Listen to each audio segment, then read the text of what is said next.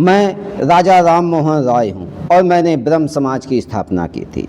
अगर आप मेरे बारे में जानना चाहते हैं तो इस ऑडियो को, इस वीडियो को बहुत ध्यान से सुनिए और देखिए।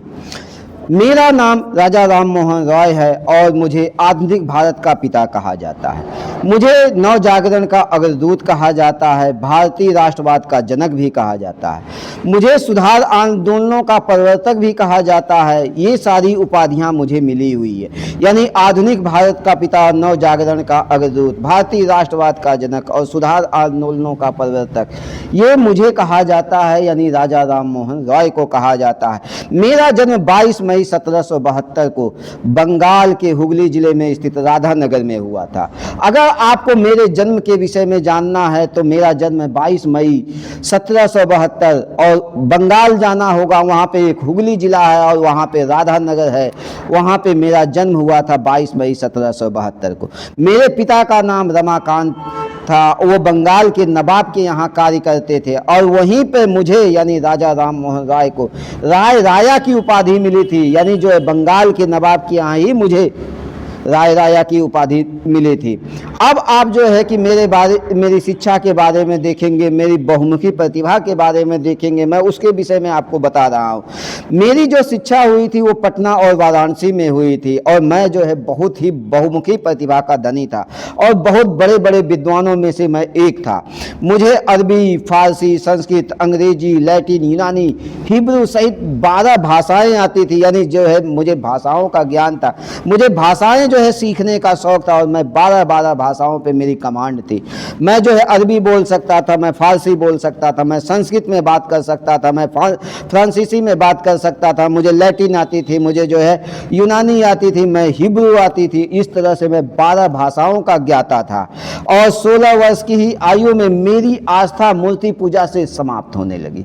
अब मेरा जो है कि मन मूर्ति पूजा में नहीं लगने लगा, यानी जो है मैं मूर्ति पूजा का खंडन करने लगा और 1805 में मैंने फारसी भाषा में एक पुस्तक लिखी, तुहफात उल मुवाहिदीन अर्थात एकेश्वरवादियों का उपहार, और ये पुस्तक मैंने लिखी और उसमें मैंने मूर्ति पूजा का खंडन किया है।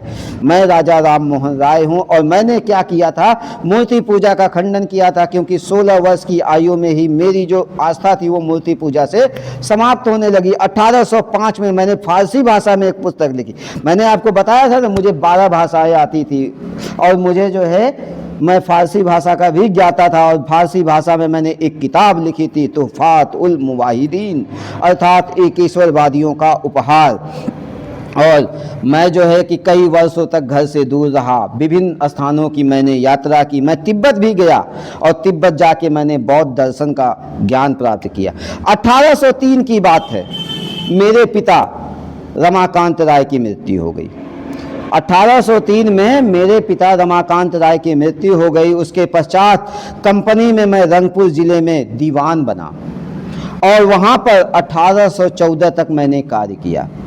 यानी 1813 में पिताजी की मृत्यु के बाद, यानी रमाकांत राय की मृत्यु के बाद मैंने क्या किया, रंगपुर जिले में का दीवान बनकर वहाँ पे एक साल तक काम किया। 1815 की बात है। 1815 में मैंने आत्मी सभा की स्थापना की और ये जो आत्मी सभा थी इसमें द्वारिकानाथ ठाकुर भी शामिल थे।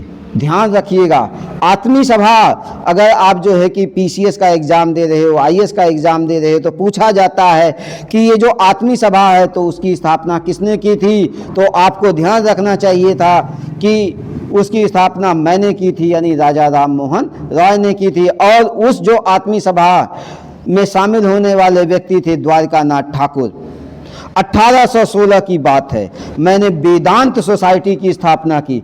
1815 में तो मैंने आत्मी सभा की स्थापना कर दी, 1816 में मैंने वेदांत सोसाइटी की स्थापना कर दी।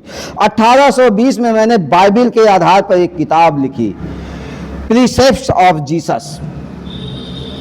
1820 में मैंने बाइबिल के आधार पर एक किताब लिखी, प्रीसेप्ट्स ऑफ जीसस, और उसकी वजह से जो मेरे ईसाई मित्र थे उनको लगा कि अब मैं ईसाई बनने वाला हूँ, क्योंकि मैं ईसाइयत के बारे में किताब लिख रहा हूँ, तो वो मुझे ईसाई बनाने का प्रयास करने लगे।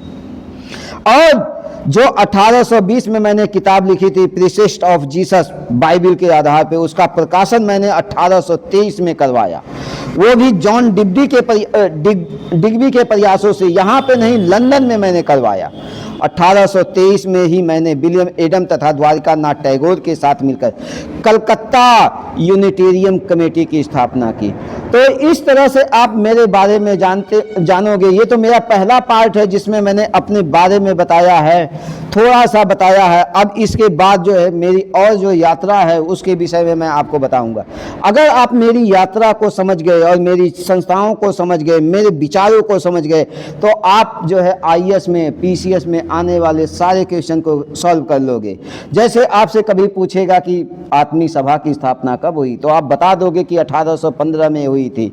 आप बता दोगे कि नवजागरण का अग्रदूत किसे कहा जाता है, तो आपको पता होना चाहिए कि वो मुझे कहा जाता है, यानी राजा राम मोहन रॉय को कहा जाता है। आधुनिक भारत का पिता किसे कहा जाता है, वह भी राजा राम मोहन रॉय को कहा जाता है। भारतीय राष्ट्रवाद का जनक किसे कहा जाता है, सुधारों का प्रवर्तक किसे कहा जाता है, तो वो भी राजा राम मोहन रॉय को कहा जाता है। किसको 12 भाषाओं का ज्ञान था, तो राजा राम मोहन रॉय को जो है कि 12 भाषाओं का ज्ञान था। क्या राजा राम मोहन रॉय ने जो है मूर्ति पूजा का खंडन किया था? यस, मैंने जो है कि राजा राम मोहन रॉय, मैं यानी राजा राम मोहन रॉय ने मूर्ति पूजा का खंडन किया था। मैं एकेश्वरवादियों का उपहार नामक मैंने एक किताब भी लिखी थी। मैं तिब्बत गया था, वहाँ पे मैंने बौद्ध दर्शन का जो है कि बौद्ध दर्शन का ज्ञान भी प्राप्त किया था, और मैं कुछ समय तक दीवान के रूप में काम भी किया था कंपनी के।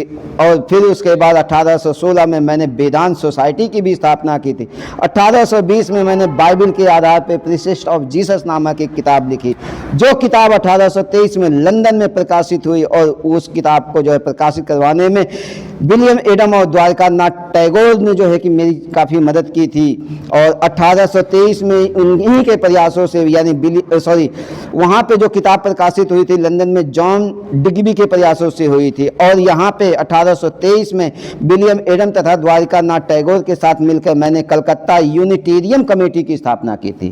तो मैं आपको अपने बारे में सब कुछ बताऊंगा, और मुझसे आने वाले जितने भी क्वेश्चन है आप लोग सॉल्व कर ले जाओगे, और आपका सिलेक्शन होगा, ये मैं जानता हूँ। चाहे आप आईएएस की तैयारी कर रहे हो, चाहे पीसीएस की तैयारी कर रहे हो, चाहे आप एसएससी की तैयारी कर रहे हो, किसी भी एग्जाम की तैयारी कर रहे हो। तो नेक्स्ट पार्ट में मैं मिलूंगा, राजा राम मोहन पार्ट 2।